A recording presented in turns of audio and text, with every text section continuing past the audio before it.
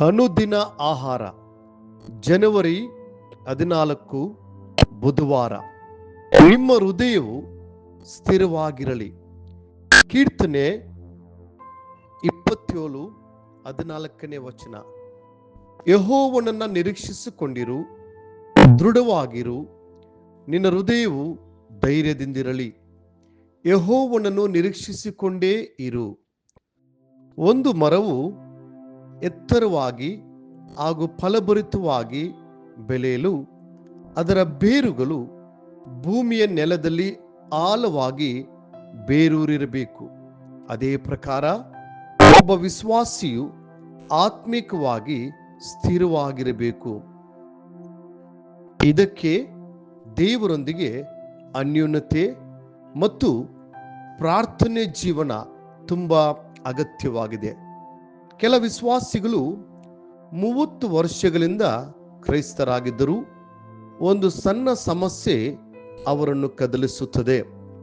ಅವರು ತಕ್ಷಣವೇ ನಿರುತ್ಸಾಹಕ್ಕೆ ಒಳಗಾಗುತ್ತಾರೆ ಮತ್ತು ಅವರ ಸಂಕಟದಲ್ಲಿ ಕರ್ತನನ್ನು ಸಹ ನಿರಾಕರಿಸುತ್ತಾರೆ. ಸಭಾಪಾಲಕರು ಮತ್ತು ದೇವರ ಸೇವಕರು ಅವರನ್ನು ನಿರಂತರವಾಗಿ ಆಧರಿಸಿ ಅವರ ವಾಗ್ದಾನಗಳನ್ನು ಬಲಪಡಿಸಿ ಅವರನ್ನು ಪುನಃ ತಮ್ಮ ನಂಬಿಕೆಗೆ ಹಿಂತಿರುಗುವಂತೆ ಮಾಡುವರು. ಸ್ಥಿರಚಿತ್ತವಾದ ಹೃದಯ ಇಲ್ಲದ ಸೈನಿಕನು ಏಡಿಯ ಹಾಗೆ ಪಲಾಯನ ಮಾಡುವನು. ಸ್ಥಿರತೆ ಇಲ್ಲದ ವಿದ್ಯಾರ್ಥಿಯು ಸೋಲಿನ ಭಯದಲ್ಲಿ ಪರೀಕ್ಷೆಯನ್ನು ಸಹ ಬರೆಯುವುದಿಲ್ಲ. ನಮ್ಮ ಜೀವನದ ಎಲ್ಲಾ ಕ್ಷೇತ್ರಗಳಲ್ಲಿ ಸ್ಥಿರವಾದ ಹೃದಯ ತುಂಬಾ ಅಗತ್ಯವಾಗಿದೆ. ಸ್ಥಿರವಾದ ಹೃದಯ ಹೊಂದಿದವರನ್ನು ದೇವರೇ ಬಲಪಡಿಸುತ್ತಾರೆ. ಅಪೊಸ್ತಲನಾದ ಪೌಲನು ವಿಶ್ವಾಸಿಗಳಿಗೆ ಹೀಗೆ ಬರೆಯುತ್ತಾನೆ: ಕ್ರಿಸ್ತನಲ್ಲಿ ನಿಮ್ಮನ್ನು ತನ್ನ ನಿತ್ಯ ಪ್ರಭಾವಕ್ಕೆ ಕರೆದ ಕೃಪಾಪೂರ್ಣನಾದ ದೇವರು ತಾನೇ ನೀವು ಸ್ವಲ್ಪ ಕಾಲ ಬಾಧೆ ಪಟ್ಟ ಮೇಲೆ ನಿಮ್ಮನ್ನು ಯೋಗ್ಯ ಸ್ಥಿತಿಗೆ ತಂದು ನೆಲೆಗೊಳಿಸಿ ನಿಮ್ಮನ್ನು ಬಲಪಡಿಸುವನು. 1 ಪೇತ್ರ 5:10. ನಮ್ಮ ಶರೀರಕ್ಕೆ ಶಕ್ತಿ ನೀಡಲು ವೈದ್ಯರು ಪೌಷ್ಟಿಕ ಔಷಧಿಯನ್ನು ನೀಡುತ್ತಾರೆ. ಅವರು ವ್ಯಾಯಾಮ ಮಾಡಲು ನಮಗೆ ಸೂಚಿಸುತ್ತಾರೆ. ಆದರೆ ನಮ್ಮ ಶಾರೀರಿಕ ಬಲಕ್ಕಿಂತಲೂ ಹೃದಯದ ಬಲವು ತುಂಬಾ ಮುಖ್ಯವಾಗಿರುತ್ತದೆ.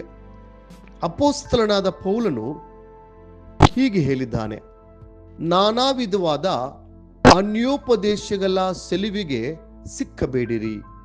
ದೇವರ ಕೃಪೆಯನ್ನು ಆದುಕೊಂಡು ಮನಸ್ಸನ್ನ ದೃಢ ಮಾಡಿಕೊಳ್ಳುವುದು ಉತ್ತಮವೇ. ಇಬ್ರಿಯ 13:9.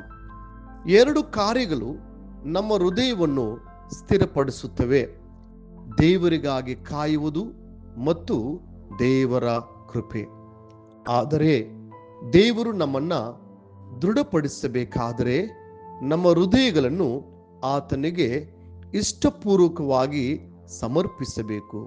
ಇದಕ್ಕೆ ತಾಳ್ಮೆ ತುಂಬಾ ಮುಖ್ಯವಾಗಿರುತ್ತದೆ. ಕಾಯುವುದು ನಿಜಕ್ಕೂ ಕಠಿಣವಾದ ಕಾರ್ಯವಾಗಿದೆ, ಆದರೂ ಅದು ತುಂಬಾ ಅಗತ್ಯವಾಗಿದೆ. ನಮ್ಮ ಪ್ರಸ್ತುತ ತಾಳ್ಮೆರಹಿತ ಪ್ರಪಂಚದಲ್ಲಿ ಕರ್ತನಿಗಾಗಿ ಕಾಯುವುದು ಬಹು ಕಷ್ಟಕರವಾದ ಕೆಲಸವಾಗಿದೆ. ಕೆಲವರು ಕರ್ತನಿಗಾಗಿ ಕಾಯುವುದರ ಬದಲು ರಾಜಕೀಯ ನಾಯಕರಿಗಾಗಿ, ಇತರರು ಉದ್ಯೋಗಗಳಿಗಾಗಿ ಅಥವಾ ಕಾಲೇಜು ನೋಂದಣಿಗಾಗಿ ಕಾಯುವವರಾಗಿದ್ದಾರೆ. ಆದರೆ ಮನುಷ್ಯರ ಮೇಲೆ ಭರವಸೆ ಇಡಬಾರದು ಎಂದು ದೇವರ ವಾಕ್ಯ ಎಚ್ಚರಿಸುತ್ತದೆ. ದಾವೀದನನ್ನು ಗಮನಿಸಿರಿ. ಆತನು ಸ್ಥಿರವಾದ ಹೃದಯವನ್ನ ಹೊಂದಿದ್ದರಿಂದ ಕರ್ತನಿಗಾಗಿ ಕಾದಿದ್ದನು. ನಾನು ಯೆಹೋವನಿಗೋಸ್ಕರ ನಿರೀಕ್ಷಿಸಿದನು. ಆತನು ನನ್ನ ಮೊರೆಗೆ ಕಿವಿಗೊಟ್ಟು ಲಕ್ಷಿಸಿದನು. ನನ್ನನ್ನು ನಾಶನದ ಗುಂಡಿಯೊಳಗಿಂದ ಎತ್ತಿದನು. ಕೆಸರಿನೊಳಗಿಂದ ನನ್ನನ್ನು ತೆಗೆದು ಬಂಡೆಯ ಮೇಲೆ ನಿಲ್ಲಿಸಿ ನಾನು ದೃಢವಾಗಿ ಹೆಜ್ಜೆ ಇಡುವಂತೆ ಮಾಡಿದನು. ಆತನು ನನ್ನ ಬಾಯಲ್ಲಿ ನೂತನ ಕೀರ್ತನೆಯನ್ನ ಹುಟ್ಟಿಸಿದ್ದಾನೆ. ಅದು ನಮ್ಮ ದೇವರ ಸ್ತೋತ್ರವೇ. ಆತನ ಮಹತ್ ಕಾರ್ಯಗಳನ್ನು ನೋಡಿದ ಅನೇಕರು ಭಯಭಕ್ತಿಯುಳ್ಳವರಾಗಿ ಯೆಹೋವನಲ್ಲಿ ನಂಬಿಕೆ ಇಡುವರು. ಕೀರ್ತನೆ 41:1-3 ಎಂತಹ ಸುಂದರವಾದ ಸಾಕ್ಷಿ. ಪ್ರಿಯ ದೇವರ ಮಕ್ಕಳೇ, ನಿಮ್ಮ ಹೃದಯಗಳನ್ನು ಬಲಗೊಳಿಸಿಕೊಳ್ಳಿರಿ. ನಾವು ತಾಳ್ಮೆಯಿಂದ ಕಾಯುವಾಗ ದೇವರು ತಾನೇ ನಮ್ಮ ಹೃದಯಗಳನ್ನು ಬಲಪಡಿಸಿ ನಮ್ಮ ಮಾರ್ಗಗಳನ್ನು ಸ್ಥಿರಪಡಿಸುತ್ತಾನೆ. ನೀವು ದೀರ್ಘ ಶಾಂತಿಯಿಂದಿರಿ, ನಿಮ್ಮ ಹೃದಯಗಳನ್ನು ದೃಢಪಡಿಸಿಕೊಳ್ಳಿರಿ. ಕರ್ತನ ಪ್ರತ್ಯಕ್ಷತೆಯು ಹತ್ತಿರವಾಯಿತು. ಯಾಕೋಬನು 5:8. ಮುಂದಿನ ಅಧ್ಯಯನಕ್ಕಾಗಿ ದೇವರ ವಾಕ್ಯ. ಧರ್ಮವೇ ನಿನಗೆ ಆಧಾರ, ನೀನು ಹಿಂಸೆಗೆ ದೂರವಾಗಿರುವೆ. ನಿನಗೆ ಹೆದರಿಕೆ ಇರುವುದಿಲ್ಲ, ನಾಶನವು ದೂರವಾಗಿರುವುದು, ನಿನ್ನ ಹತ್ತಿರಕ್ಕೆ ಬಾರದು. ಯೆಶಾಯ 54:14. ಈ ದಿನ ಓದುವ ದೇವರ ವಾಕ್ಯ. ಮುಂಜಾನೆ ಆದಿಕಾಂಡ 33, 34, 35 ಅಧ್ಯಾಯಗಳು.